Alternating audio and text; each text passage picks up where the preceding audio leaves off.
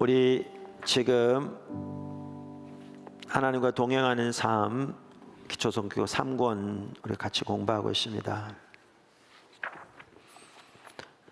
공부하면서 우리가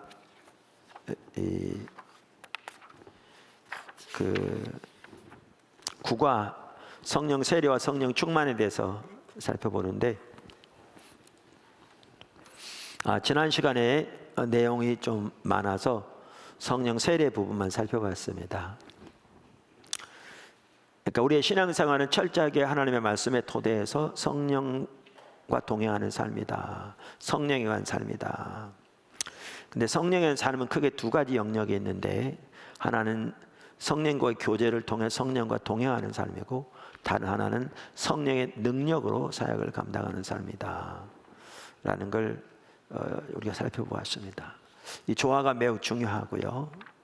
그런데 그 삶을 잘 살기 위해서 우리가 반드시 올바로 무장되어야 할 한 부분이 성령 세례와 성령 충만에 관한 것이다 라는 것이고, 그래서 지난 시간에는 성령 세례에 대한 부분을 살펴보았습니다. 그래서 우리가 예수님을 믿을 때 성령님이 우리 속에 오셔서 내주하시는데, 이것을 성령 세례라고 한다. 그리고 그 정말 그 의미들, 정말 소중한 하나님의 역사들 우리가 살펴보았습니다. 특별히 구약 시대는 하나님께서 소수의 사람, 성령께서 소수의 사람들에게 임하셔서 하나님의 일을 이루셨는데, 구약 시대부터 하나님께서 모든 육체에게 성령을 놀랍게 부어주실 날을 바라보고 예언하고 있는데, 메시아의 도래와 함께 그 놀라운 그 약속이 성취된 것이죠. 놀라운 약속이 성취된 것입니다. 자, 그러면서 이제 성령 세례를 살펴봤는데, 그래서 오늘은 이제 성령 충만에 대해서 살펴보겠습니다. 그러니까 우리가 예수를 믿을 때 성령님이 우리 속에 오셔서 내주하신다. 그것을 성령 세례라고 한다. 살펴봤습니다. 그렇다면 우리 모두는 성령을 받았기 때문에 이미 더 이상 어떠한 성령의 역사도 기대할 필요가 없는가? 근데 역사적으로 보면, 그리고 세계적으로 볼 때 예수 믿은 후에 놀라운 성령의 역사를 경험한 수많은 사람들이 있거든요. 그리고 그것이 그들에게 근본적인 삶의 전환점, 사역의 전환점을 가져온 경우가, 우리는 정말 셀 수 없이 그런 예들이 많거든요. 그러면 그것은 어떻게 설명할 수 있는가라는 거죠. 그것을 어떻게 설명할 수 있는가? 여기 제가 무디 목사님의 예를 들어놨습니다. 근데 이건 사실 무디 목사님의 예만 아닙니다. 이런 예는 정말 많습니다. 정말 많습니다. 그분은 시카고에서 꽤 성공적인 목회를 하고 있었다고 합니다. 그런데 그것으로 만족할 수 없었습니다. 그는 더 큰 사랑과 능력을 부어주시도록 하나님께 간절히 기도했습니다. 얼마나 사모했든지 더 큰 능력이 없이는 살고 싶은 의욕조차 없을 정도였답니다. 그러니까 이게 참 중요한 게, 그 성령님과 동행하는 삶에서 또 성령님이 우리 가운데 함께 하실 때 매우 중요한 한 가지가 사모하는 거라고 그랬잖아요. 사모하는 것. 우리 앞에서. 근데 이렇게 사모했답니다. 그러던 어느 날 뉴욕에서 감히 말로 표현할 수 없는 놀라운 소위 하나님의 사랑과 성령의 불을 체험한 것이죠. 그 이후로 그분은 전 세계적인 부흥사가 되었으며, 초등학교 교육도 제대로 받지 못한 그가 영국의 케임브리지 대학 같은 데 설교할 때는 교수들이 앞으로 나와서 무릎 꿇고 하나님 앞에 회개하는 역사들이 일어났다고 합니다. 그날의 경험을 그는 이렇게 표현하고 있습니다. 어느 날 뉴욕에서 얼마나 놀라운 날이었는지 나는 그날을 묘사할 수 없다. 나는 그날을 거의 언급하지 않는다. 그 경험은 너무 성스러워서 나는 말로 표현할 수 없다. 몇 줄 띄고, 나는 단지 하나님께서 자신의 모습을 나에게 드러내 보여주셨으며, 내가 그분께 그 역사하시는 손길을 멈추어 달라고 간청할 수밖에 없을 정도로 그분의 사랑에 대한 엄청난 체험을 했다는 것을 말할 수 있을 뿐이다. 나는 다시 설교를 계속했으나 그 내용은 전과 별로 다를 바가 없었다. 그럼에도 불구하고 수백 명의 사람들이 회심을 하는 역사가 일어나곤 했다. 나는 만약 온 세계를 얻을 수 있다 할지라도 그러한 체험을 하기 전에 상태로 돌아가지는 않을 것이다. 온 세상의 모든 것도 그 체험에 비하면 작은 먼지에 불과할 것이다. 부흥책에 보더라도요, 어떻게 성령께서 어느 시점에 강력하게 하나님의 사람들에게 임하시고, 그래서 그 후로 평범한 목회자가 어떻게 불같이 말씀을 전하며 수많은 사람들이 근본적으로 주님께 돌아오는 역사가 나타났는지 등등 다양한 이렇게 이야기들이 있습니다. 자, 그럼 이것은 어떻게 설명할 수 있는가라는 거죠. 이러한 것들은. 그래서 우리는 성경을 통해서 후속적인 성령의 역사를 살펴볼 필요가 있습니다. 후속적인 성령의 역사. 그러니까 성경은 후속적인 성령의 역사에 대해서 말하고 있습니다. 그러한 구절도 우리는 여러 구절 볼 수 있는데요. 그 대표적인 한 구절이 여기 나와 있는 갈라디아서 3장 1절에서 5절입니다. 갈라디아서 3장 1절에서 5절입니다.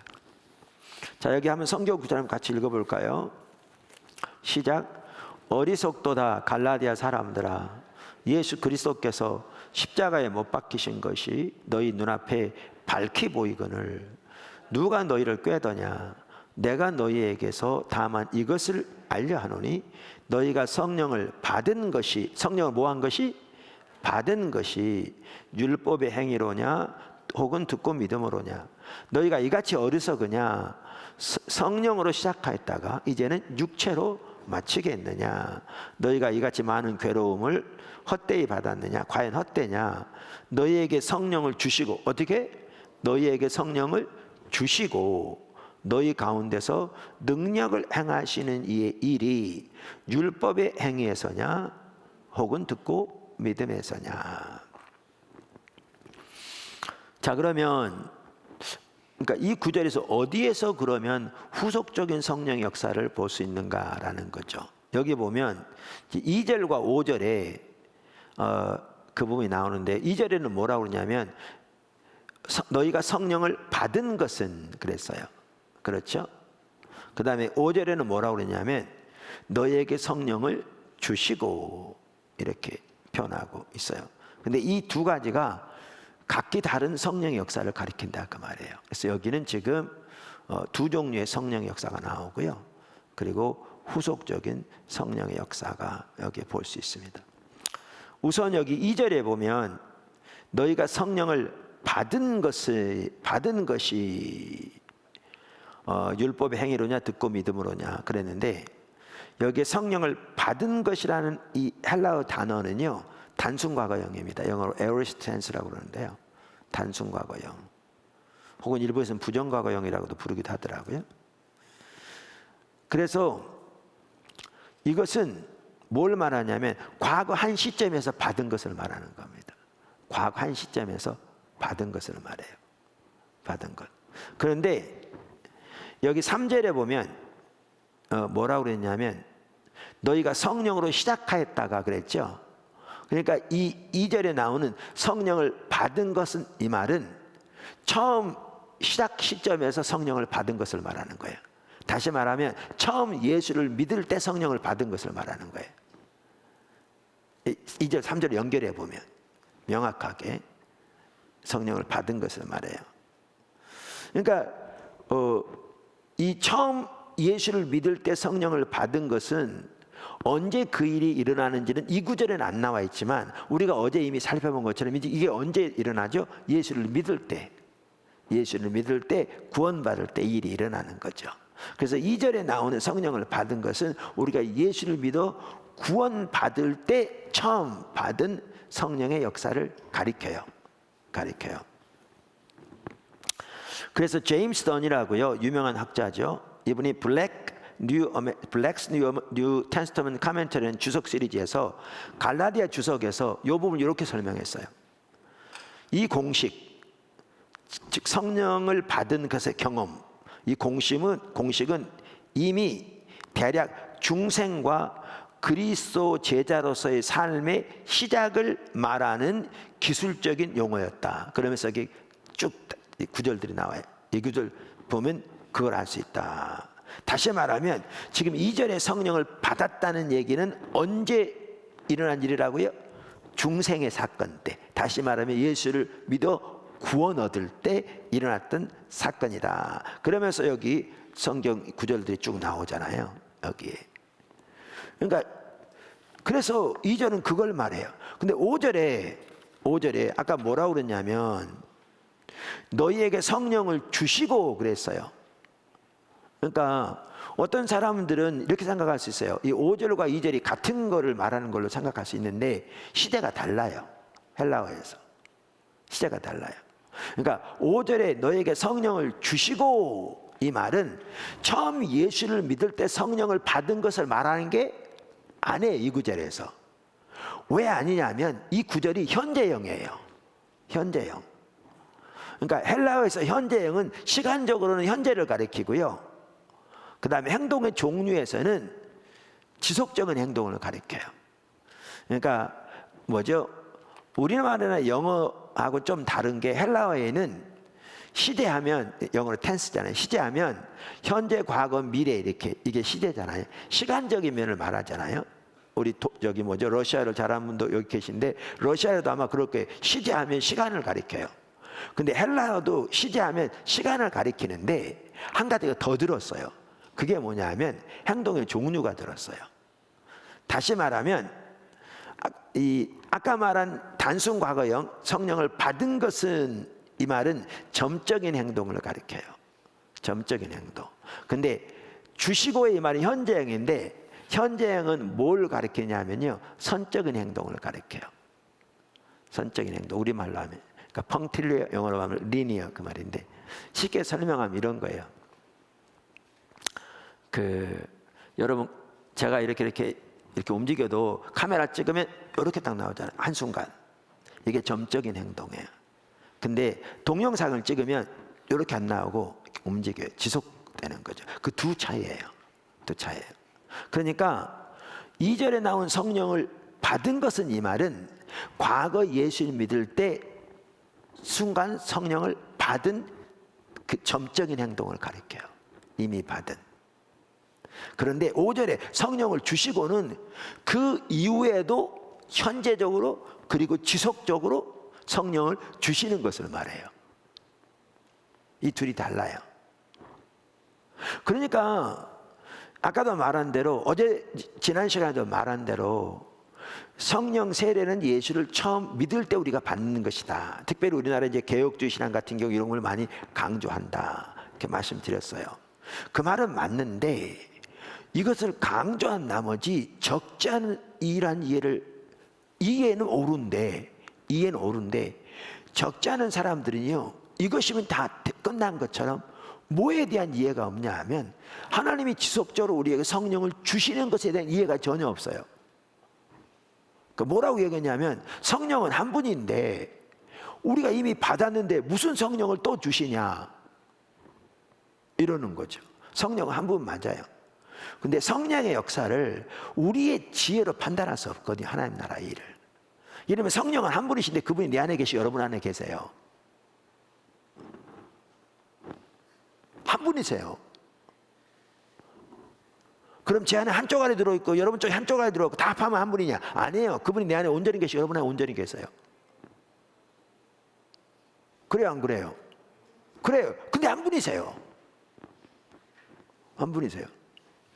그러니까 하나님 나라의 세계의 일을 우리 지혜로, 피조물이 우리 지혜로 다 알 수 없어요. 우리는 하나님의 말씀의 토대에서 이해해야 돼요. 하나님의 말씀의 토대에서. 근데 성경은 뭐라고 말하냐면 너희가 성령을 받은 것이, 그러니까 처음 시작할 때, 그게 이제 중생 때 일어난다고 말했죠. 중생 때 단회적으로 성령을 받은 것이 율법의 행위로냐 듣고 믿음으로냐, 그거 믿음으로 받은 거다, 그 말이죠. 근데 5절에는 하나님이 지속적으로 너에게 성령을 지금 주시는 것이,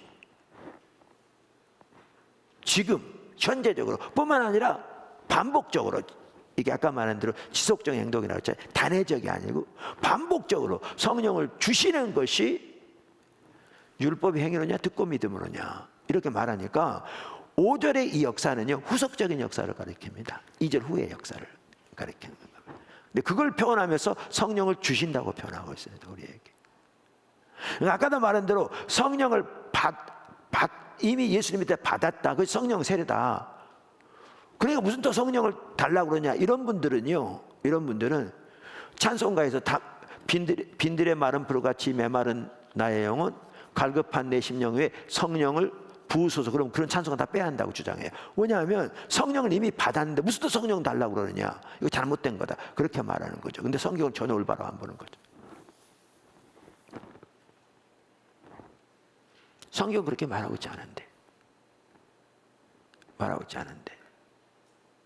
그래서 이 5절만 하더라도 페투라 주석은 이렇게 돼 있어요. 페투라 주석은 누가 쓰는지 모르지만 그 개혁주의 신학자가 쓴 것 같아요. 그 호크마 주석과 같은 주석이거든요. 근데 이렇게 돼 있어요. 거기에 보면 그 주석에도 보면요. 2절은 갈라디아 교인들이 성령을 받았던 과거 시절에 역점을 두어 과거 시대로 표현했지만 본절은 현재 시대로 되어 있다. 특히 하나님이 성령을 주시고 능력을 행하시는 두 사역은 현재 분사를 사용하고 있다. 이는 과거에도 사역하셨지만 지금도 사역하시는 현재적인 의미를 보다 부각시키기 위한 것이다. 바울은 지속적 의미를 나타내는 두 개의 현재 분사를 사용하여 하나님께서 갈라디아 교인들이 처음 회심했을 때뿐 아니라 지금도 역사하고 계심을 강조하고 있다. 자, 이 말은 맞는데, 그래서 지금 5절은 하나님이 지금도 성령 역사하시는 걸 강조한다는 거죠. 근데 지금도 성령으로 역사하시는 것을 말하면서 뭐라고 표현했냐면 성령을 어떻게 하신다고 표현하고 있어요? 주신다고 표현하고 있어요. 성경이 표현하고 있다고요. 그러니까 누가 가서 아니 성령은 한 분인데 이미 오셨는데 무슨 성령 또 주시냐, 그거 하나님 앞에 가서 물어야 돼요. 왜냐하면 하나님께 써놨거든요. 여기다가 해석은 여러 가지로 할 수 있겠지만 하나님이 그렇게 써놨다고. 여기에 성령의 감동으로. 그러니까 이걸 보면 우리가 뭘 할 수 있냐면 후속적인 성령의 역사를 볼 수 있어요. 그러니까 무디라든가 그 수많은 사람들에게 역사적으로 나타났던 그 하나님의 놀라운 역사들, 하나님의 성령을 부어주신 사건들이었어요. 사실 부흥책에 보더라도 하나님의 부흥 자체가 성령의 부어주심이다. 이거 조나단 에드워즈도 그렇게 얘기해요. 이미 예수를 믿는 교회에 하나님의 성령을 대규모로 부어주신 게 부흥이에요. 성령을 주시고 이렇게 말하고 있는 거죠. 자, 그러면서 여기에 보시면 이걸 보면 우리는 몇 가지를 여기서 볼 수 있는데, 하나는 하나님께서, 그러니까 우선 하나는 이 5절에 말하는 그 성령을 주신다는 말은 후속적인 역사인 걸 볼 수 있어요. 그렇죠? 후속적인 역사인 걸 볼 수 있어요. 그러니까 우리가 구원받은 후에 하나님께서 성령을 주시는 걸 말한다고요. 구원의 사건에 우리에게 성령을 주셔서 내주하시도록 하시는 성령 세례를 의미하는 게 아니라는 거죠. 여기 5절은. 자, 그러면서 여기 보시면 그러는데, 그럼 이제 몇 가지를 보세요. 하나는 하나님께서 성령을 지속적으로 주시는 것과 하나님께서 우리 가운데서 능력으로 역사하시는 것이 연관되어 있는 걸 볼 수 있어요. 뭐라고 그러냐면 성령을 주시고 너희 가운데서 능력으로 역사하시는 것이 이렇게 되어 있거든요.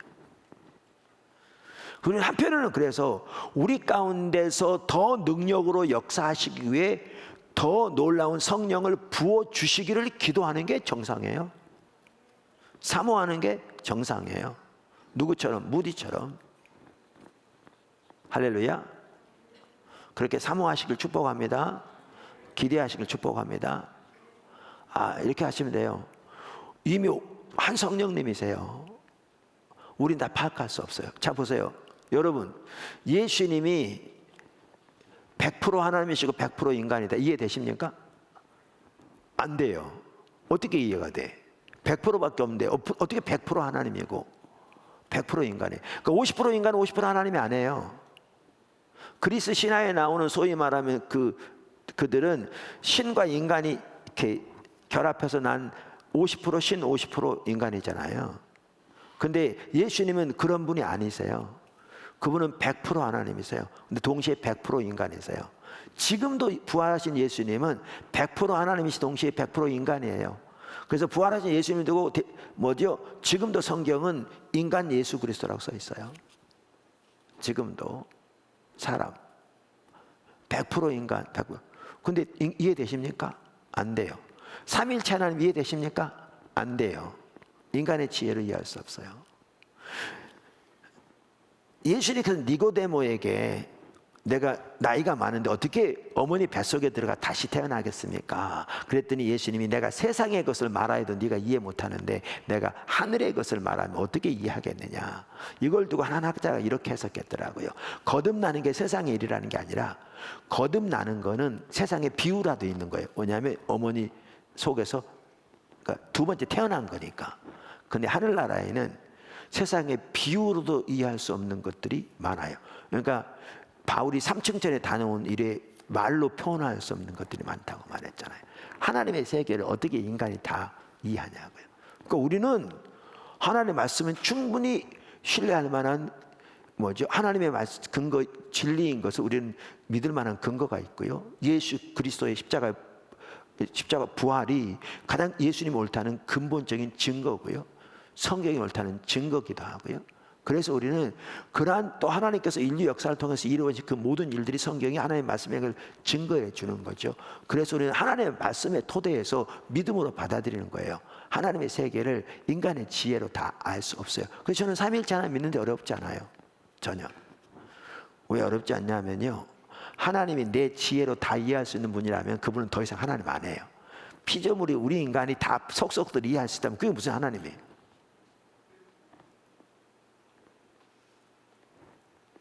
인간보다 못하는데. 그래서 이런 성령의 역사만 하더라도요, 우리 사람의 지혜로 다 판단 못해요. 성경이 있는 그대로 받아들이면 돼요. 성경이 있는 그대로. 근데 성령을 이미 받았어요, 갈라디아 교회. 그런데 하나님이 지속적으로 성령을 주시고 역사하신다고 말하고 있어요. 그럼 그대로 받아들이면 돼요. 그리고 역사를 보더라도 그러한 일이 수없이 많이 일어났던 걸 볼 수 있어요. 역사를 보더라도 수없이 많이. 아까 지금 무디 얘기부터 시작해서. 그러면 성경이 그렇게 돼 있고 역사 가운데 그 놀라운 역사를 실제적으로 한두 사람도 아니고 수많은 사람들에게서 경험하고 그것이 하나님의 놀라운 역사를, 성령의 역사를 나타냈던 걸 보면 우리는 받아들이면 되는 거예요. 그리고 말씀이 우리 기준이니까 사모하고 열망하면 되는 거죠. 그래서 여기에 보면 성령을 후속적으로 주시는 것과 능력으로 역사하시는 게 연결되어 있는 걸 볼 수 있고요. 또 하나는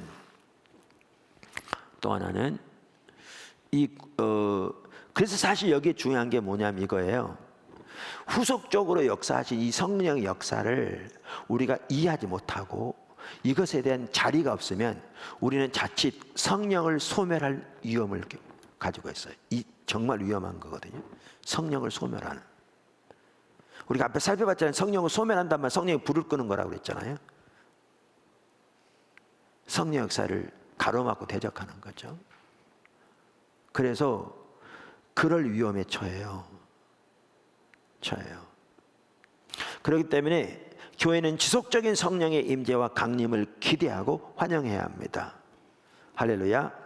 그렇지 않으면 놀라운 하나님의 역사를 놓칠 수 있어요. 그다음 여기서 볼 수 있는 게 뭐냐면 이거예요. 이게 지금 그러니까 성령을 주시고 후속적인 역사를 말하는데 이게 현재형으로 돼 있다고 그랬잖아요. 현재형은 뭐라고? 행동이 지속적인 행동이라는 거예요. 그러니까 이따도 보면 알지만 이 얘기는 뭐냐면 이게 단회적이 아니고요, 반복적으로 일어날 수 있다는 거예요. 반복적으로. 우리에게 성령을 주셔서 놀랍게 역사하시고 또 주셔서 놀랍게 역사하시고 또 주셔서 놀랍게 역사하시고 이게 한 번만 있는 것이 아니라 반복적으로 우리에게 주어졌다는 것. 이 시대가 그걸 보여줍니다. 그리고 실제로 성경적인 예를 있다 볼 수 있습니다. 할렐루야. 그 다음에 이 구절에서 볼 수 있는 것은 처음 우리가 성령을 받은 것, 즉 성령 세례나 우리 구원받을 때 중생할 때, 그때나 지속적인 후속적인 성령의 역사나 둘 다 우리가 뭘로 받는 거예요? 믿음으로 받는 거예요. 둘 다 뭐 때문에 받아요? 십자가 때문에 받는 거고. 이게 너무나 중요해요. 그러니까 사모하는 건 중요해요. 아까 우리가 이미 살펴봤잖아요. 사모하라고 그랬잖아요. 생수가 흘러나리라, 목마른 자는 와서 마시라 그랬잖아요. 성령에 대해 가르친 거라. 그래서 성령님의 역사와 관련해서 우리에게 매우 중요한 것이 사모함이라고 그랬잖아요. 사모함. 그러니까 아까 무디만 하더라도 제가 읽었는데 얼마나 갈망하고 사모했어요. 그게 없으면 살 소망이 없는 것처럼 그렇게 사모했잖아요. 사모함이 중요한데 우리는 이 사모함이 잘못되면서 마치 예를 들면 어떤 은사를 받으려면 뭐 이렇게 지금 은사에 대해서 안 살펴본 시간이 아닙니다만 은사를 받으려면 얼마 동안 금식해야 된다, 뭐 나무 뿌리를 뽑아야 된다 등등, 이렇게 마치 우리의 노력한 결과로 은사를 받는 것처럼 이런 이해가 한국에 너무너무 팽배하거든요. 정말 잘못된 이해들이에요. 잘못된 이해들이에요. 그러니까 사모하는 건 중요한데 결국 갈라디아 5장이 말해준 것처럼 어리스토가 갈라디아 사람들아, 예수 그리스도께서 십자가에 못 박히신 것이 너희 눈앞에 밝히 보이거늘. 그 다음에 쭉 아래 보시면 예수님의 십자가에 못 박혀 돌아가심으로 저주를 받은 바 되사 우리를 율법에서 속량하심으로써 아브라함의 복이 우리에게 미치게 되었는데 그 핵심이 우리가 믿음으로 성령을, 약속하신 성령을 받게 됐다 이렇게 되어 있잖아요. 그러니까 우리는 처음 성령을 받는 것이건 지속적으로 하나님의 성령을 우리에게 주시는 것이건 예수님이 십자가 때문에 주신 것이고요, 믿음으로 받는 거예요. 할렐루야.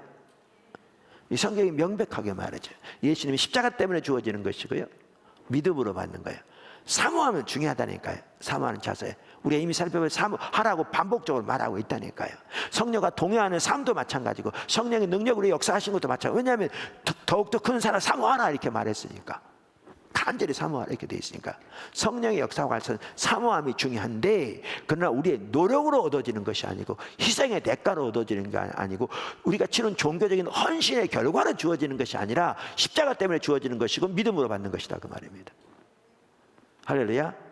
반드시 기억하셔야 합니다. 그래서 거기서 떠나니까 사도 바울이 어리석다 갈라디아 사람들아 그러면서 성령으로 시작했다 육체로 마치겠냐 이렇게 강력하게 꾸짖고 돌이키려고 하고 있잖아요. 자, 그래서 우리는 여기에서 뭘 볼 수가 있냐 하면 후속적인 성령의 역사를 볼 수 있습니다. 근데 이 후속적인 성령의 역사를 우리가 뭐라고 부르냐면 성령 충만이라고 부릅니다. 후속적인 성령 역사를 뭐라고 부른다고요? 성령 충만이라고 부릅니다. 성령 충만이라고.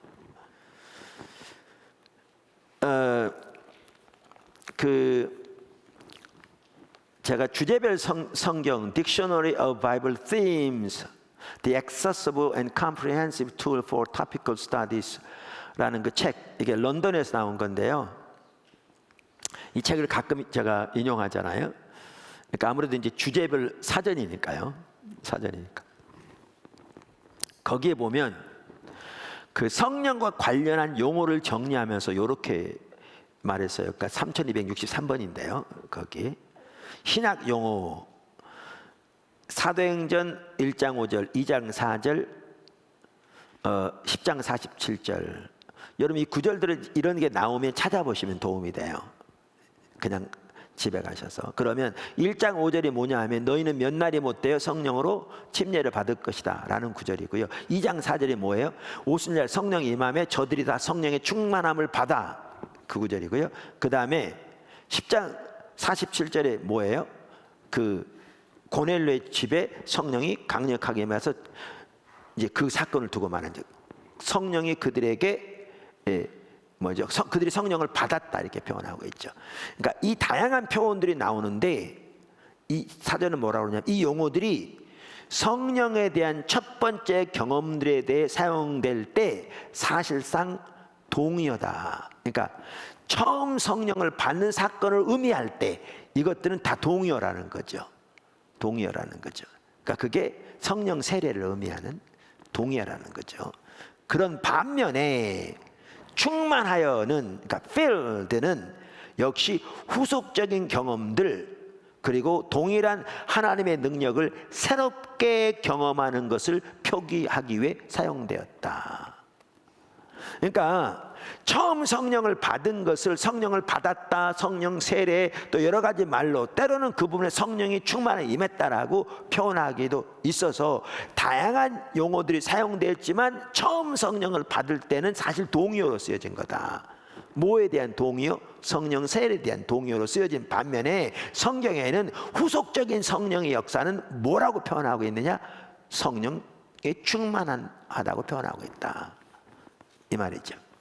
그래서 후속적인 성령의 역사를 우리는 성령 충만이라고 부르는 겁니다. 이해하시죠? 네. 어렵지 않죠? 네. 대답이 없어서. 네. 집에서 계신 분들이야 대답도 할 수도 없고, 소리 질러봐야 여기까지 안 올 거니까. 전화하셔서 말 안 몰라도. 네. 자, 그래서 후속적인 성령의 역사를 이렇게 성령 충만이라고 부르는데, 이제 여기서 중요한 게 뭐냐면 두 종류의 성령 충만이 있다는 겁니다. 두 종류의 성령 충만이 있다. 그러니까 나중에 또 나눌 텐데, 성령을 받았는데 또 무슨 성령을 달라고 그러느냐, 이렇게 말하는 분들도요, 한 종류의 성령 충만은 다 인정합니다. 그러니까 두 종류 중에 한 종류의 성령 충만은 다 인정해요. 문제는 다른 종류의 성령 충만에 대한 자리가 없어요. 그러니까 성령을 주시는 것에 대한 자리가 없어요. 성령을 주시는 것에 대한 자리가 없어요. 아까 살펴본 대로. 자, 두 종류의 성령 충만이 있습니다. 우리는 이제 그 성경 전체에서도 볼 수 있는데, 특별히 사도행전만 보아도요, 우리는 두 종류의 성령 충만이 있는 것을 금방 볼 수 있습니다. 사도행전만 보아도. 자, 여기 성경 구절들 이렇게 쭉 써놨는데, 자, 이렇게 그럼 제가 살펴보죠. 먼저 한 종류의 성령 충만은 뭐냐 하면, 한 종류의 성령 충만은 지금 이제 나중에 제가 그 따로따로 설명을 했네요. 그러면 사도행전에 나오는 두 종류의 성령 충만은 먼저 설명을 할게요. 자, 사도행전에 나오는 한 종류의 성령 충만은 영어로 어떻게 번역되어 있냐면요, full of the Holy Spirit 이렇게 번역되어 있습니다. full of the Holy Spirit. 그러니까 우리말에 구태 번역하자면 성령의 충만한, 이렇게 되어 있는 겁니다. 그러니까 형용사 형태로 번역되어 있습니다. 근데 이것은 제가 여기 정리하는데 읽어볼게요. 이것은 모든 그리스도인들의 이상적인 상태를 가리킨다. 초대교회 당시 귀한 하나님의 사람들이 성령에 충만했다는 말은 그들이 늘 성령의 통치 가운데 살아감으로써 그들의 성품이 성숙했으며 그리스도가 다스리는 삶을 살았다는 것을 의미한다. 그래서 이 종류의 성령 충만은 성도가 성령의 온전한 통치와 지배 아래 있는 상태와 신앙인이 그리스도 안에서 성숙한 성품이나 자질을 소유하고 반영하는 것을 가리킨다. 그러니까 이것은 우리 내주하시는 성령님의 역사와 관련이 있는데, 모든 성도들이 성령께 민감해서 성령과 동의하는 삶을 살고 그분의 인도에 민감해 순종하며 그분의 통치에 순종하는 삶을 살 때 이 열매가 나타나는 겁니다. 자, 그러면 여기 제가 성경 구절을 몇 번 앞에 구절 읽을게요. 여기 보시면 그 사도행 6장 3절 나오죠.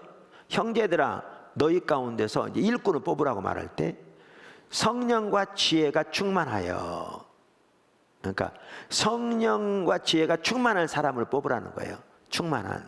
그래서 이 구절이 영어로는 뭐라고 하냐면 full of the Holy Spirit 이렇게 돼 있어요. 그 다음에 6장 5절도 마찬가지예요. 온 무리가 이 말을 기뻐하여 믿음과 성령이 충만한 사람, 스데반과 빌립과 이렇게 쭉 나옵니다.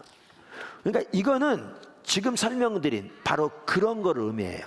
저들이 그렇게 성숙했고 성령의 통치 아래 살았고 그들이 그리스도를 닮는 성품을 드러낸 영적으로 성숙한 자들의 걸 말하는 거죠. 그러니까 교회에서 일꾼을 뽑을 때 이런 사람들을 뽑으라고 말하는 거죠. 무슨 말 이해하시죠? 그런데 사도행전은 또 다른 종류의 성령 충만이 있어요. 이건 다른. 근데 그것은 어떻게 번역됐냐면 영어로 말하면 filled with Holy Spirit 이렇게 돼 있어요. filled with the Holy Spirit. 그러니까 아까는 full of the Holy Spirit 이렇게 돼 있는데요. 이 경우는 filled with the Holy Spirit 이렇게 돼 있어요. 여긴 잘 안 써 있나요? 그 말이? 있죠? 네. 그렇게 돼 있는데요. 한 예를 들면 이런 거예요. 여기 그러니까 아까 사도행전 11장 24절에 바나바는 성령과 믿음에 충만한 사람이라 그럴 때는 성숙한 성품을 가리키는 거예요. 아까 쭉 살펴본 것처럼. 그런데 여기 지금 성경 구절이 빠졌더라고요. 보니까 여기 사도행전 4장 8절 읽으라고 그랬잖아요. 이 사도행전 4장 8절은요 다른 종류의 성령 충만해요. 다른 종류의 성령 충만해요. 한번 사도행전 4장 8절 한번 찾아볼까요? 자, 읽어보죠.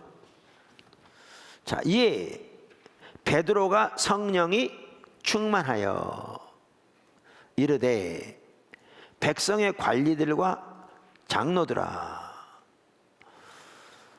만일 이 병자에게 행한 착한 일에 대하여 이 사람이 어떻게 구원을 받았느냐고 오늘 우리에게 질문한다면 너희와 모든 이스라엘 백성들은 알라. 너희가 십자가에 못 박고 하나님이 죽은 자 가운데 살리신 나사렛 예수 그리스도의 이름으로 이 사람이 건강하되어 너희 앞에 섰느니라. 여러분 간단한 얘기 같죠? 3장에서 베드로와 요한이 누구죠? 그 성전 미문에서 안진뱅이를 고쳤잖아요. 그랬더니 수많은 사람들이 예수께 달려오고 그들에게 설교하면서 수많은 사람들이 예수를 믿게 되잖아요. 이랬더니 4장에 보면 그들을 공회에다 불러 모읍니다. 그러면서 그들을 핍박하죠. 이제 보세요. 그 당시 공회는요 막강한 힘을 가지고 있습니다. 막강한 힘을 가지고 있습니다. 그 앞에 베드로가 선 거죠. 근데 이렇게 담대하게 얘기한 거죠. 담대하게 얘기한 거죠. 그러면 뭐에 충만해서 그렇다는 거예요? 성령에 충만해서. 그러니까 어떤 사람들이 이렇게 말합니다. 베드로가 성령 받기 전에는 예수님을 3번이나 부인하는 삐리삐리한 신앙생활을 살았는데 50년 성령을 받고 나니까 그 공회 앞에서도 이렇게 담대하게 외칠 수 있었다. 우리는 성령을 받아야 능력 있는 신앙생활을 할 수 있다. 이렇게 주장하는 사람들이 있거든요. 이렇게. 근데 그건 좀 달라요. 어떻게 다르냐면 여기에 보면 이렇게 담대하게 할 수 있었던 게 어떻게 해서 이렇게 했다고 그랬죠? 여기 보니까 성령에 충만하여. 그러니까 이게 베드로에게 나온 건 아니고 성령에 나왔다고 돼 있어요. 근데 여기에 성령에 충만한단 말이 무슨 뜻이냐는 거예요. 요게 아까 우리가 세 구절 살펴봤잖아요. 그 스데반에 대한 얘기, 빌립에 대한 얘기, 또 바나바에 대한 얘기를 살펴보면서 저들이 성령에 충만한 자들이라고 그랬는데 이거와 똑같이 베드로가 늘 성령에 충만한, 성령이 통치하시 다스리는 성령의 인도를 따르는 삶을 살았기 때문에 베드로는 항상 이 성령에 충만한 사람이어서 이렇게 했느냐? 그게 아니라는 거예요. 그게 아니라는 거예요. 뭘 보면 그게 아니냐면요, 성령에 충만하여라는 그 단어의 시제를 보면 그게 아니라는 거예요. 이 시대를 보면 베드로가 늘 성령에 충만한 상태에 있었기 때문에 그런 게 아니고요. 이 경우에는 성령이 그때 부어진 걸 말해요. 성령이 그 시점에서 부어진 걸 말한다고요. 그러니까 아까 살펴본 세 구절과는 다른 종류예요. 다른 종류예요. 성격이 달라요. 이 경우에는 그 시점에서 성령이 그에게 충만하게 임한 걸 말해요. 시대를 볼 때, 그 시점에서. 그래서 이 구절에, 그래서 여러분들 사실 주석이나 찾아보시면요, 많은 학자들이 이런 걸 언급도 안 해요. 왜냐하면 그 성령에 대해 잘 모르니까요. 성령에 대해 잘 모르는 학자들 많습니다. 많아요. 근데 여러분들이 이 부분을 다루고 있는 주석들을 보면요, 다 똑같이 얘기할 겁니다. 표현은 다를지 몰라도. 왜냐하면 그렇게 돼 있어요, 원문에. 그래서 여기 보면요, 이 부분에 윌리엄 닐이라고 뉴 센츄리 바이블 카멘트라는 주석에 보면 이걸 이렇게 얘기했어요. 사도행전에서 누가는 스데반과 바나바와 같은 사람들에게, 아까 그 지금 살펴본 그 성령이 충만한 그걸 말하죠. 바나바, 스데반. 그 사람들에게 그리스도의 제자로서의 훌륭한 성품을 부여해 주었던 성령님의 영원한 내주와, 아멘. 그러니까 이거는 뭐냐면 성령님이 내주하시면 우리를 인도하시잖아요. 그래서 한 사람 한 사람이 성령님, 내주한 성령님의 인도하심에 민감하여 순종하고 그분의 통치 아래 거하며 그분의 인도를 따르는 삶, 그분의 영적인 통치 아래 사는 삶, 이 삶을 통해 나타나는 거죠. 이 삶을 통해 그리스도의 제자로서 훌륭한 성품을 드러내는 거죠. 살펴본 대로 그거와 여기 베드로의 경우에서처럼 특별한 영감의 부어주심을 구별하고 있다.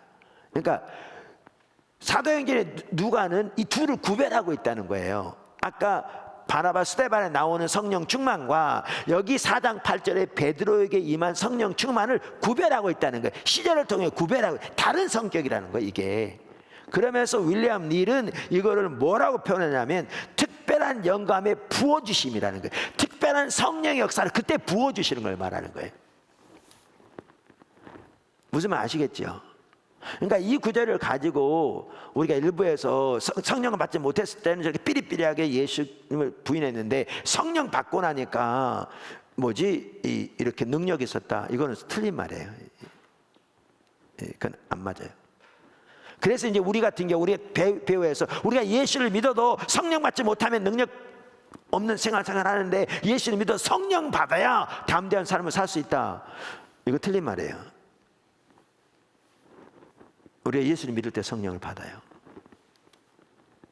그리고 이 베드로의 이 사건은 베드로가 늘 성령의 주권적인 통치 아래 살았기 때문에 나타난 사건이 아니에요. 이건 지금 둘이 다르다고요. 둘을 구분하고 있다, 그렇게 말하잖아요. 아까 윌리엄 닐도. 그러면서 이 특별한 영감의 부어주심이 단순한 어부를 그리스도를 위한 확신 있고 두려움 없는 대변인으로 변화시켰다, 그 자리에서. 이같이 이것은 예수님께서 하신 약속이 성취된 것이다. 왜냐하면 핍박을 받을 때 무슨 말 할지 염려하지 말라, 성령께서 너에게 하실 말씀을 주시리라, 그런 거거든요. 그 약속이 성취된 거라는 거죠. 성령님이 그에게 임해서 담대하게 하게 하셨다. 그 성경 주제별 사전 또 제가 언급하는 조그맣게, 거기서도 이 두 가지를 이렇게 정리하고 있어요. 그 사전에도 두 가지를 이렇게 정리하고 있어요. 동사 형태인 성령에 충만하여, 이게 이제 어디냐면 지금 읽은 대로 4장 8절과 같은 거죠. 동사 형태의 성령에 충만하여 라고 하는 말의 의미는 하나님의 능력을 의식적으로 경험하는 것을 말한다. 그러니까 성령의 능력이 임해서 그 능력을 의식적으로 경험하는 걸 말한다는 거죠. 의식적으로 경험하는 것을 말한다. 그래서 여기에 보면 filled with Holy Spirit 돼 있고 9절도 성령의 능력으로 임하시는, 그 다음에 형용사 형태의 성령의 충만한이란 말의 의미는 지속적인 성숙한 그리스도의 성품을 말한다. 어찌됐든 간에 이 지금 두 구절, 그러니까 사전도 그렇고 학자도 그렇고 예를 들면 사도행전만 하더라도 성령 충만해서 말하되 두 종류의 충만이 있는 것은 지금 분명히 말하고 있죠. 성격이 다르다, 이 둘이. 그러니까 일반적으로 아까 예수를 믿을 때 성령님이 우리 속에 오셔서 내주하시는, 처음 이것이 이제 우리가 구원받는 사건과 동시에 일어나는, 이것은 성령 세례인데, 성경은 후속적인 성령의 역사를 말하고 있다고요, 살펴본 대로. 그런데 이 후속적인 성령의 역사를 뭐라고 부르는가? 성령 충만이라고 부른다. 그런데 성령 충만은 사도행전만 보아도 두 종류가 있다, 다르다. 똑같은 성령 충만이라는 단어를 쓸지 몰라도 시제를 볼 때 다르다. 그러니까 영어 성경 같은 번역을 다르게 하고 있는 거죠. 하나는 full of the Holy Spirit, 다른 하나는 filled with the Holy Spirit, 이렇게 둘로 분리하고 있는 거죠. 그래서 우리는 성령 충만을 이해할 때 이처럼 두 종류의 성령 충만이 있다는 사실을 기억하셔야 돼요. 이게 매우 중요해요. 두 종류의 성령 충만이 있다는 사실을 기억하셔야 합니다. 할렐루야. 자, 그러면 이제 두 종류의 성령 충만을 하나씩 좀 살펴보겠습니다. 자, 그래서 여기 세 번째가 뭐냐 하면 성령이 통치하시고 다스린 성령 충만. 성령이 통치하시고 다스리신 성령 충만. 그러니까 아까 이게 뭐냐 하면 스데반과 그 다음에 바나바의 경우처럼 성령이 다스리시고 통치하시는 성령 충만. 그래서 그들이 늘 성령의 통치 아래 또 인도 아래 살아감으로써 그리스도의 인해 그리스도의 제자의 성품을 드러내는, 성숙한 성품을 드러내는 그 성령 충만을 말하는 거죠. 할렐루야. 그 성령 충만.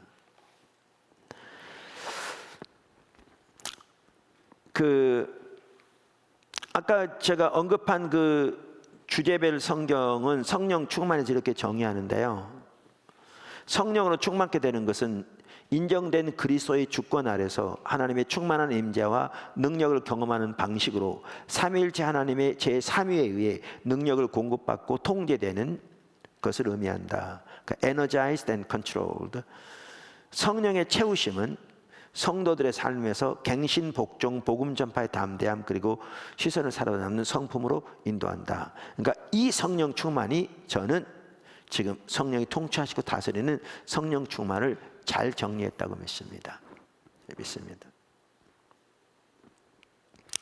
자, 그래서 저는 에베소서 5장에 나오는 이 성령의 충만함을 받으라, 이 성령 충만이요, 이 종류의 성령 충만을 의미한다고 저는 믿습니다. 개인적으로 성령이 통치하시고 다스리는 성령 충만. 아까 아까 그 윌리엄 닐 박사도 이 경우에는 그러니까 죄송합니다. 그러니까 이런 종류의 성령 충만은 아까 제가 어디서 읽었었는데 내주하시는 성령님의 역사와 관련이 있다고 그랬잖아요. 그죠? 네. 그런 것처럼 저는 에베소 5장의 이 구절이 그러한 성령 충만에 대해서 말하고 있다고 믿습니다. 자, 한번 보죠. 5장 18절. 술 취하지 말라. 이는 방탕한 것이니 오직 성령으로 충만함을 받으라. 어떻게 해요? 성령으로 충만함을 받으라. 여기 성령 충만이 나옵니다.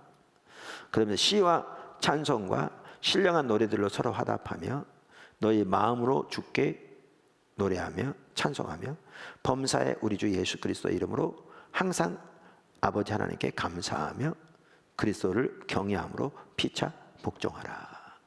자, 여기에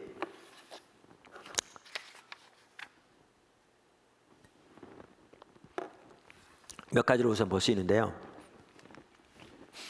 여기 보면 성령의 충만함을 받으라 라고 쓰여진 이 문장이 형태가 서술문입니까? 의문문입니까? 명령문입니까? 명령문입니다. 그러니까 이 구절은요, 하나님의 명령입니다. 하나님의 명령이란 말은 뭐냐면 우리가 해야 할 부분이 있다는 겁니다. 우리 하라고 명령하는 겁니다. 근데 성령을 충만함을 받으라 그랬어요.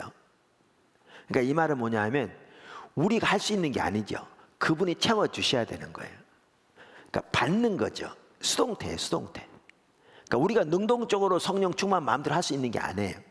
그분이 성령으로 충만하게 채워주셔야 돼. 근데 명령문이란 얘기는 우리가 할 부분이 있는 거예요. 그냥 저절로 되어지는 것이 아닌 거죠. 가만히 있어도. 그러니까 그래서 우리가 해야 할 부분이 있는 거죠. 그 다음에 여기에 보면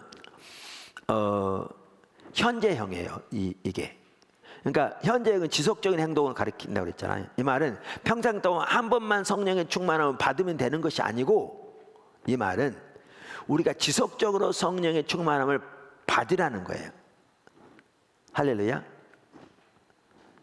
그러니까 다시 말하면 지속적으로 성령이 충만한 삶을 살라 그 얘기예요. 살라 그 얘기죠. 그 다음에 또 여기 보면 우리말 성경에는 뭐라고 돼 있냐면, 여기 보면 시와 찬송과 신령한 노래들 서로 화답하며 그랬는데, 화답하라, 찬송하라, 감사하라, 피차 복종하라, 이렇게 명령문이 여러 개 나온 것처럼 나오잖아요. 근데 원어에 보면요, 원래 원어에 보면 이게 이 성령의 충만함을 받으라라고 하는 그 명령문 동사에 연결된 겁니다. 분사들입니다.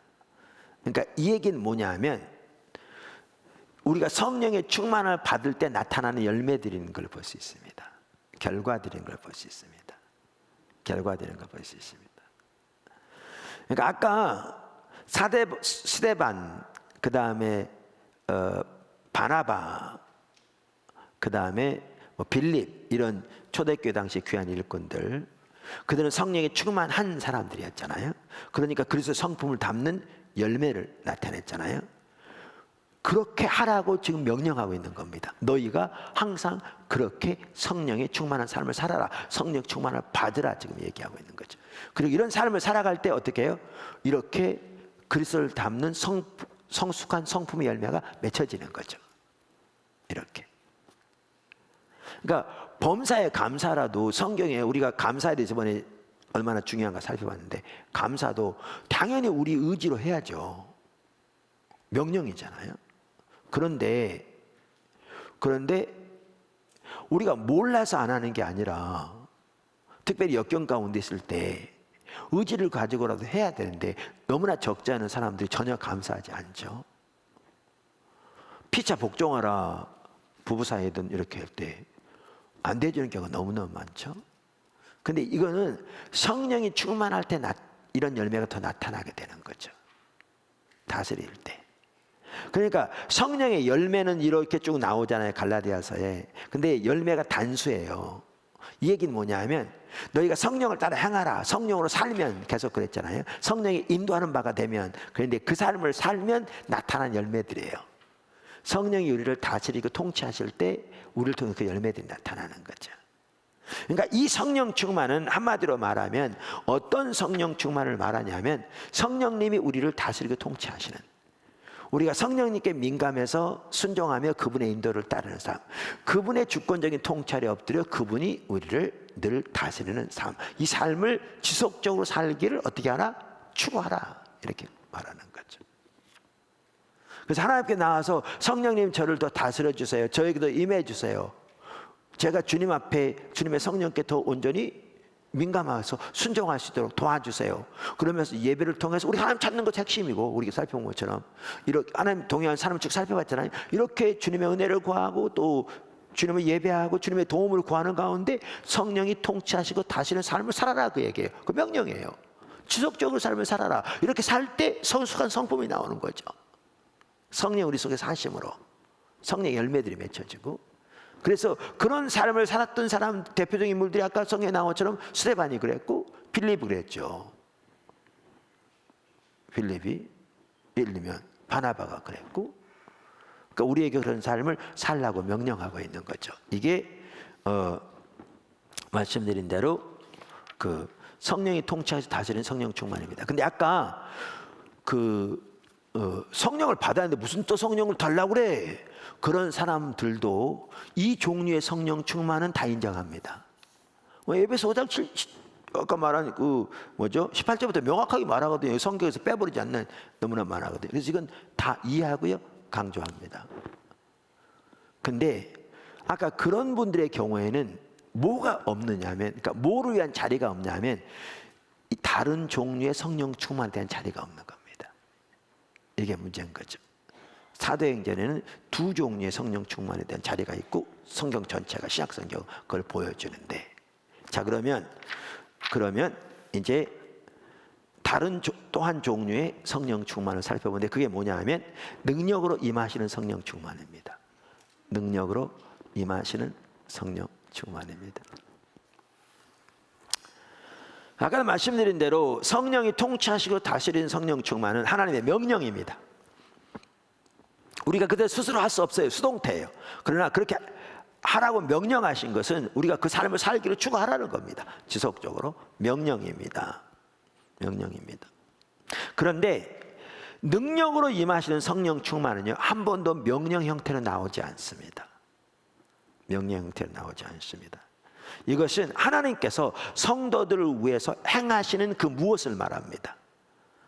하나님께서 성도들을 위해서 행하시는 그 무엇을 말합니다. 성령이 통치하시고 다스리는 성령 충만은 현재형입니다. 그러니까 지속적으로 그렇게 성령이 다스리는 삶을 살라 그 말이에요. 그런데 능력으로 임하시는 성령 충만은 항상 단순 과거형으로 나옵니다. 그러니까 이 말은 뭐냐면 하나님이 한 시점에 그 시점에서 행하시는 일을 말합니다. 그 시점에. 근데 제가 후속적인 성령의 역사는 아까 지속적이라고 그랬잖아요. 그럼 이 말은 뭐냐면 이 말입니다. 그 시점에서 하나님이 임하신 사건인데 이런 일들이 반복적으로 일어난다는 겁니다. 한 번만 일어나는 게 아니고 지속적으로 일어난다는 겁니다. 무슨 말 아시겠죠? 그러니까 이 성령 충만은 그 시점에서 일어난 일을 말합니다. 아까 베드로의 경우에 성령이 충만하여 그 말은 하나님이 그 시점에 그에게 임한 걸 말합니다. 성령이 그 시점에 임한 겁니다. 이게 지속적인 상태를 가리키는 게 아니라, 그런데 이게 한 번만 일어나는 게 아니고 반복적으로 일어날 수 있고 일어납니다. 그렇기 때문에 갈라디아 3장에서는 후속적인 성령의 역사를 지속적으로 표현하고, 이게 한 번만 일어나는 게 아니라는 거죠. 우선 이해되시죠? 그래서 이 능력으로 임하시는 성령 충만은 말씀드린 대로 모두 단순 과거로 나오고요. 하나님께서 그때그때 행하시는 어떤 일을 말합니다. 아멘. 자, 그 부분은 그러면 이제 하나씩 좀 살펴볼 텐데요. 아까도 말한 대로 이 부분에 대한 이해가 적지 않은 사람들에게 없습니다. 이 부분의 이해가. 그러니까 심각하게 성령을 소멸하는 위험에 처해 있습니다. 이 부분이. 자, 첫째, 능력으로 임하시는 성령 충만은 평생에 걸치는 하나의 직분이나 특정한 사역을 위해 능력을 부으시는 사건일 수 있습니다. 그러니까 평생에 걸치는 하나의 직분이나 특정한 사역을 위해 능력을 부으시는 사건일 수 있다 그 말이에요. 성령 충만이. 예를 들면 그 구약 시대에 보면 구약 시대는 하나님의 성령께서 하나님의 역사를 위해 소수의 사람들에게 임했잖아요. 그렇죠? 그러니까 사무엘이 가서 다윗에게 기름을 부었거든요. 이게 성령의 기름 부음을 상징하는 거예요. 기름을 부었더니 성경에 뭐라고 되어 있냐면 성령이 강력하게 그 위에 임했다고 그랬어요. 그럼 그 위에 강력하게 임한 게 뭘 위해서 임했냐면 지금 여기에 보면 하나의 직분이나 특정한 사역을 위한 능력을 부으신 사건이에요. 왕으로서 그 사역을 감당하도록 성령의 능력이 부어진 거예요.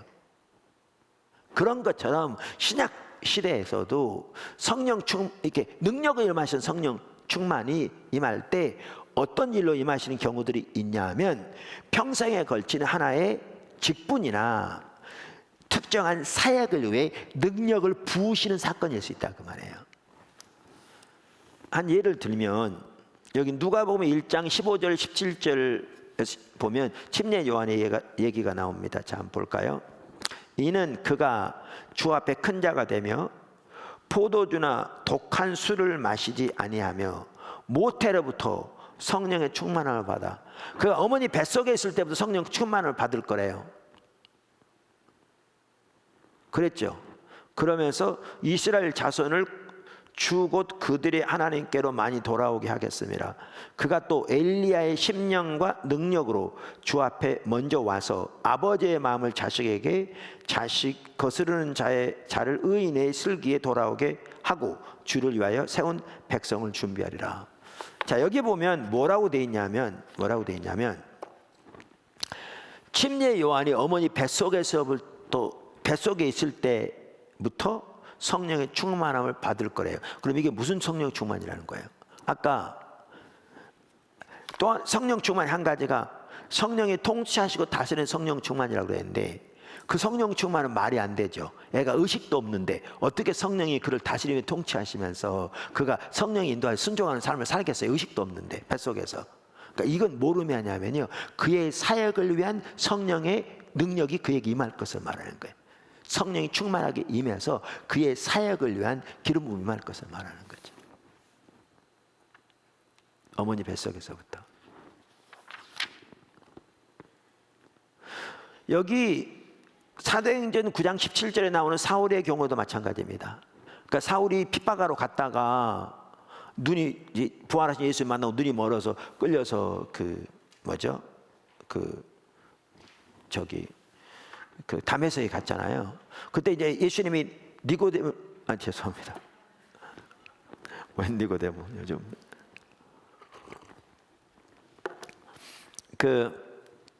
아나니아를 보냈는데 아나니아가 가서 하는 말이 그거였잖아요.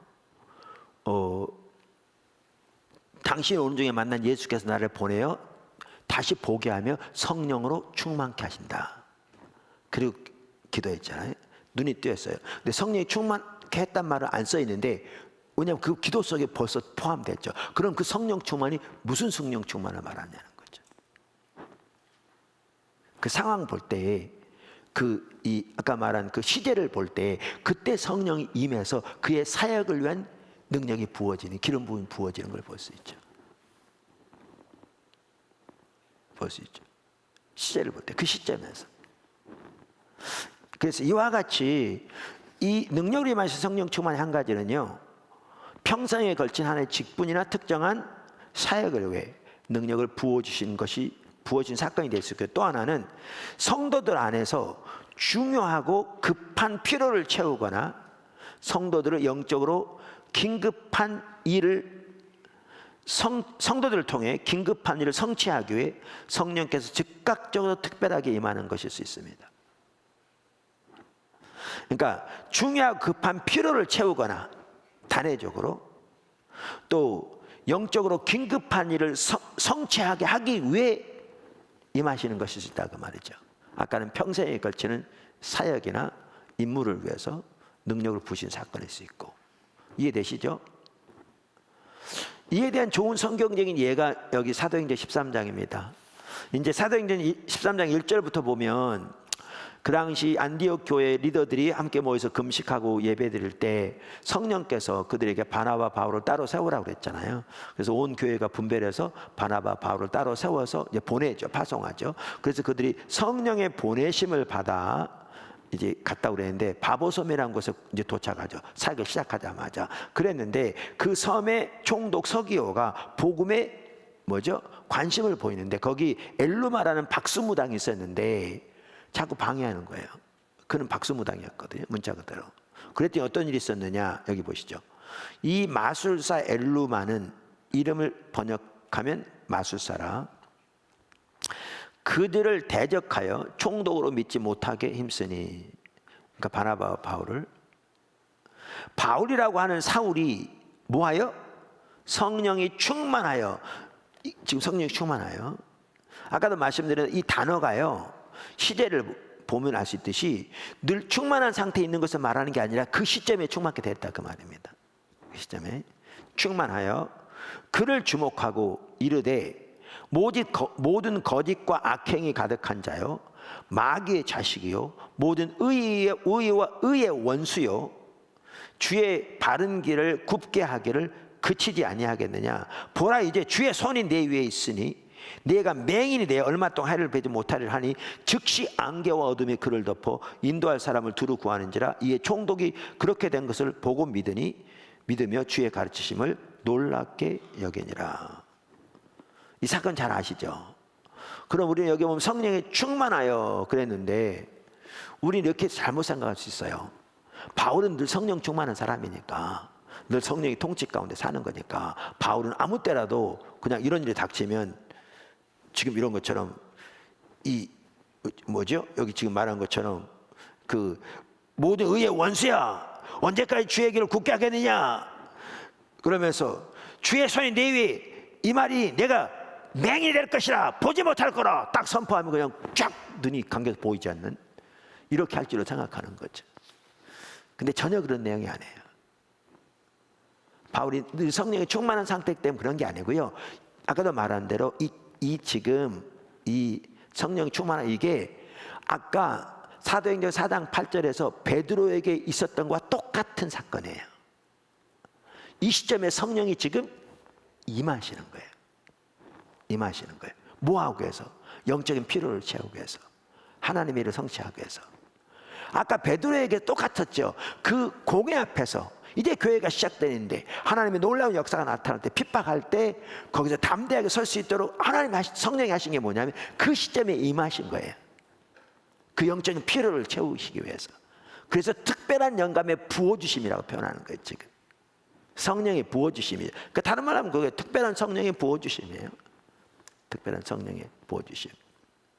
자, 그래서 이 경우에도 보면 이와 같이 중요하게 긴급한 필요를 채우거나 영적으로 긴급한 일을 성취하기 위해 성령께서 특별하게 임하시는 사건이에요.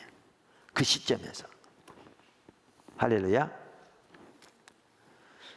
네. 그 다음에 세 번째, 이 능력을 임하는 성령 충만은요, 이게 반복적으로 성령 충만을 받을 수 있어요. 이게 단회적으로 하면 끝나는 게 아니라 반복적으로. 아까 뭐죠?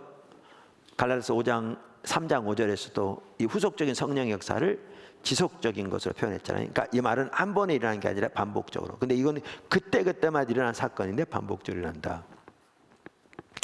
베드로의 경우를 보세요. 오순절날 성령 세례를 받았습니다. 근데 사도행전 4장 8절에서 성령이 충만하게 임했다고 그랬잖아요. 그러면서 그 핍박이 있고 난 다음에 그 다음에 이제 교회에 가서 알리면서 이들이 이제 하나님 앞에 기도하면서 초대교회가 이 위협함을 위에서 내려다보시고 주의 권능을 부으셔서 예수의 이름으로 복음이 놀라우게 전파되게 하옵소서, 놀라운 표적과 기사가 나타나게 하옵소서. 그랬더니 성령의 충만함을 받았다고 그랬어요. 또 성령의 충만함을 받았잖아요. 그러니까 이렇게 보면 성령이 그들에게 충만하게 임한 거죠. 반복적으로. 아까 바울 같은 경우에도 아나니아가 안수할 때 어떻게 했습니까? 성령이 충만했습니다. 그런데 여기 지금 사도행전 13장 8절에 또 성령이 충만하게 임합니다. 이처럼 이것은 반복적으로 성령 충만을 받을 수 있습니다. 반복적으로. 그래서 우리는 그러한 성령의 역사를 늘 기대해야 돼요. 늘 기대해야 돼요. 사모하고. 할렐루야. 그 다음에 넷째, 성령 충만을 위해 기도하는 것은, 그러니까 이러한 성령 충만을 위해 기도하는 것은 성경적입니다. 물론 뭐죠? 성령님의 주권적인 통찰에 사는 그 성령 충만, 성령의 통찰을 다스리는 성령 충만을 위해서도 당연히 기도해야 되겠죠. 그러니까 아까도 말씀드린 대로 능력으로 임하시는 성령 충만은 하나님의 명령이 아니라, 그러니까 그대로 하라, 그게 그런 말은 없어요. 이것은 하나님이 하나님의 백성들을 위해서 하시는 그 무엇이에요. 그런데 그것을 위해서 기도하는 것은 성경적입니다. 기도하고 사모하는 것은 우리가 어디서 볼 수 있냐면 아까 사도행전 아까도 언급한 4장에서 볼 수 있습니다. 예루살렘 교회 핍박이 점점 가중되고 있었습니다. 아까 베드로가 공회 앞에서 핍박을 받았죠. 앞으로 좀 더 계속 모아죠. 그랬더니 초대교회 성도들이 기도합니다. 제가 아까 말했던 내용인데, 주여 이제도 저의 위협함을 하감하옵시고. 그러니까 우리가 이렇게 하감하라 그 말이니까 잘못 오해할 수 있는데, 저희의 위협함을 줄여주옵시고 이렇게 이해할 수 있는데 원래 그 말이 아니거든요. 이 하감하란 말은요, 위에서 내려다보시고 그 말이에요. 위에서 내려다보시고.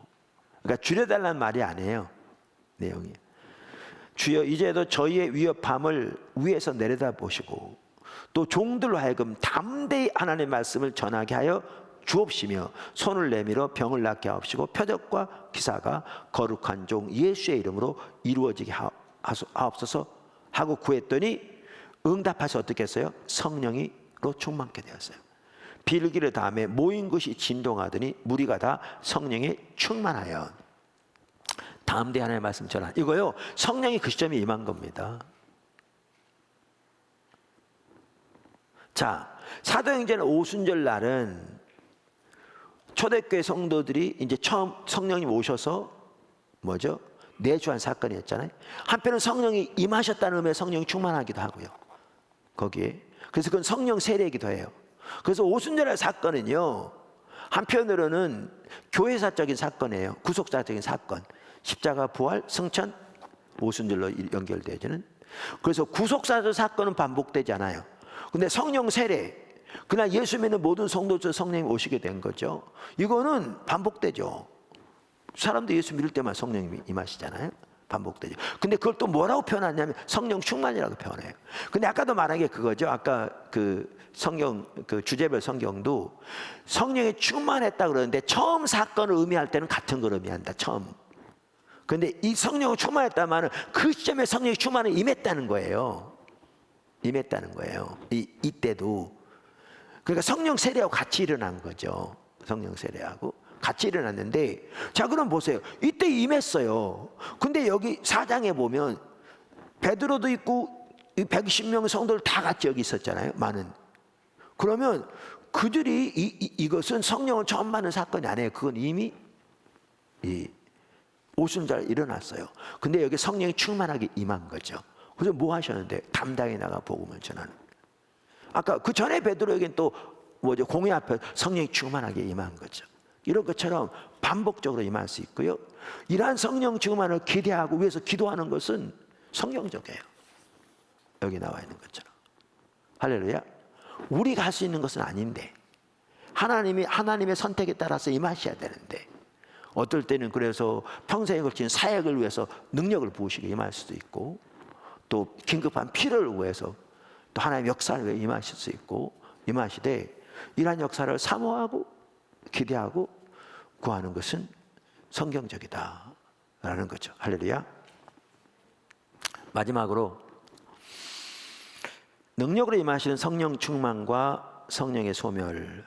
그러니까 로이드 존스 목사님은요, 그러니까 제가 믿는 것과 똑같이 믿는데 그분은 용어를 달리 사용해요. 그분은 당연히 예수를 믿을 때 성령님이 오셔서 내주하신다고 당연히 믿겠죠. 근데 그분은 성령 충만, 아까 뭐죠? 성령님이 다스리고 통치하신 그 성령 충만이 일반적으로 많은 사람 성령 충만이라고 하잖아요. 이분은 이걸 성령 충만이라고 그래요. 근데 그분은 능력으로 임한 성령 충만, 이거를 성령 세례라고 불러요. 그러니까 똑같이 예수를 믿을 때 성령이 임하시고 똑같이 믿는데, 이 능력으로 임하시는 성령 세례를 성령 충만을 그분은 성령 세례라고 그래요. 성령 세례라고. 저나 또 많은 학자들은 예수를 믿을 때 우리 처음 성령이 오셔서 내주하는 걸 성령 세례라고 부르고, 그러니까 용어는 다를지 모르지만 내용은 똑같아요. 똑같아요. 근데 이분은 제가 말하는 능력으로 임하신 성령 충만, 사도행전 안에 두 종류 성령 충만이 있다고 했잖아요. 성령 충만을 성령 세례라고 부르는데, 그분은 뭐라고 그러냐면, 오늘날의 교회가 그 당시 영국 교회를 두고 한 얘기죠. 이 성령 충만만 강조하면서, 이 성령 충만은 성령이 다스리고 통치하는 성령 충만이에요. 강조하면서 성령 세례를 위한 자리가 없어서, 다시 말하면 능력으로 임하시는 성령 충만에 대한 자리가 없어서 성령을 소멸하고 있다, 이렇게 말해요. 정확하게 그렇게 말하는 거죠. 근데 이게 심각한 게 뭐냐면요, 하나님의 부흥이 뭐냐, 하나님의 부흥이 다른 게 아니고요, 이 능력으로 임하신 성령 충만이 대규모로 일어난 거예요. 다시 말하면 성령이 한 지역, 한 교회 대규모 사람들에게 대규모로 성령이 부어지는 걸 말해요. 이거는 조나단 에드워즈도 부흥을 정의하기를 성령의 부어주심이라고 그랬어요. 예수 안 믿는 사람들에게 처음 성령이 오시는 걸 말하는 게 아니고, 하나님의 교회 위에 성령이 부어지시는 것을 말해요. 다시 말하면 뭐냐면, 능력으로 임하신 성령 충만이 대규모로 일어나는 게 부흥이에요. 2000년 역사의 부흥 때마다 나타나는 게 뭐냐면, 능력으로 임하신 성령 충만이 대규모로 부어지는 거예요. 그래서 조나단 에드워즈도 로이드 존스도, 심지어 여기 뭐죠? 여기 총신의 그 부흥 책을 쓴 그 교수님도 박흉 교수님인가? 그분도 뭐죠? 부흥을 성령에 부어주심이라고 그래요. 그러면 우리가 성령을 받아야 하는데 무슨 또 성령을 달라고 그래? 이런 이해를 가지고 있으면 부흥에 대한 자리가 없어요. 부흥은 사람들이 마음이 변해가지고 뭐죠? 변화된 삶을 사는 그런 정도 아니에요. 성령이 부어지심이에요. 다르게 설명할 수 없어요. 다르게 설명할 수 없어요.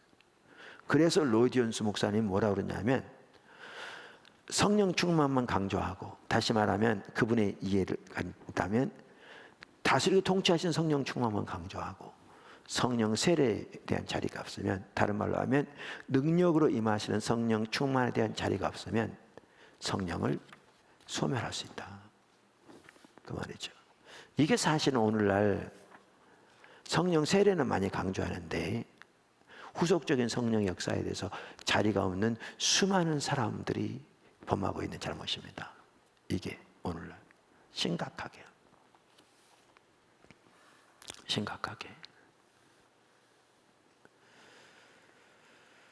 그래서 우리는 중요한 게 뭐냐면 말씀과 성령의 조화, 그러니까 성령님의 역사를 간절히 사모하고 열망하되 균형이 필요하다는 거예요. 조화가. 여기 나온 것처럼 말씀과 성령의 조화, 십자가와 성령의 조화.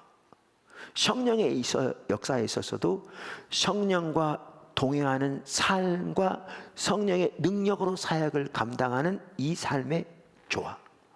그 다음에 성령 세례와 성령 충만의 조화.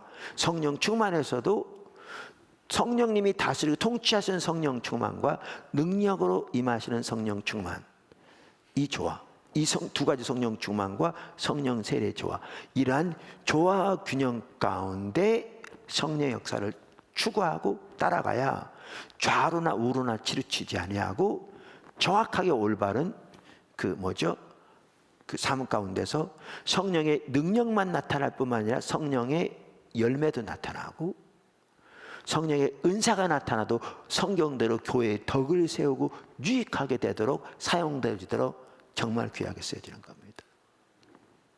십자가 성령이 같이 가고 이렇게 돼요.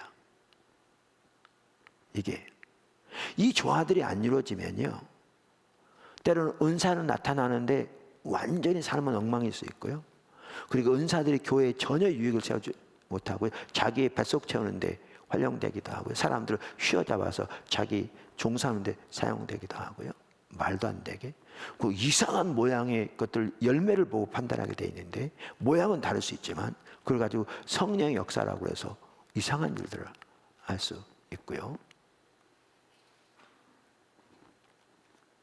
그러면 또 반대하는 사람들은 그걸 보면서 이제 성령 역사 전체를 이제 매도하고 공격하기도 하고요. 그렇게 완전히 옆으로 가기 쉬운데 성경에 보면 신약 시대의 삶은 철저하게 성령의 삶인 것을 명백하게 말하면 이거 재론의 여지가 없습니다. 그런데 철저하게 말씀의 토대 위에서 성령의 삶을 사는. 그래서 아까 말한 그 조화 균형 가운데 살아가게 될 때 정말 놀라운 하나님의 역사가 마음껏 운행하시고 하나님의 뜻이 이루어지고 또 이라는 열방권의 복음을 위해 귀하게 쓰임받는 겁니다. 그러니까 포도나무 교회가 그렇게 나가야 합니다.